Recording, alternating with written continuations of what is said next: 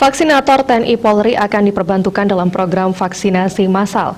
Untuk itu, vaksinasi anggota TNI Polri akan kian digencarkan.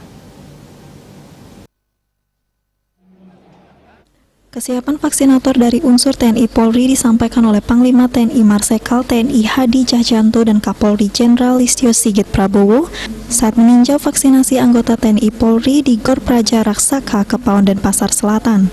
Mareskal TNI Hadi Cahyanto menyatakan saat ini proses vaksinasi untuk vaksinator TNI Polri tengah dipercepat. Selanjutnya, vaksinator yang sudah tervaksin akan dikerahkan untuk bergabung dengan vaksinator dari pemerintah daerah untuk mempercepat terlaksananya vaksinasi massal.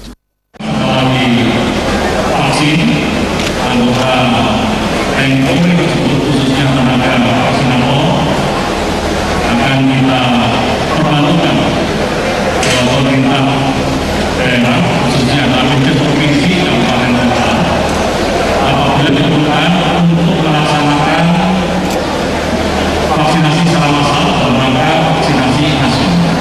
Sementara Kapolri Jenderal Listio Sigit Prabowo menyatakan dengan segera terlaksananya vaksinasi massal akan mempercepat kekebalan komunal atau herd immunity sehingga kondisi perekonomian terutama pariwisata Bali akan segera pulih. Khusus untuk Bali, tentunya agar pemulihan ekonomi nasional meningkatkan kembali pariwisatanya berjalan dengan baik. Maka program vaksinasi massal tentunya menjadi penentu. Oleh karena itu, tadi disampaikan oleh Bapak Panglima bagaimana strategi agar vaksinasi massal ini bisa dilaksanakan secara cepat.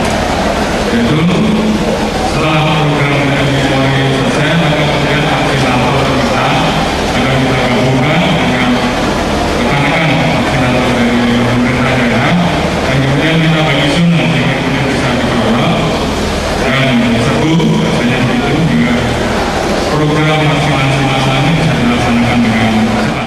Vaksinasi di Gor Praja Raksaka diberikan kepada 600 anggota TNI Polri, 68 orang diantaranya adalah tenaga vaksinator.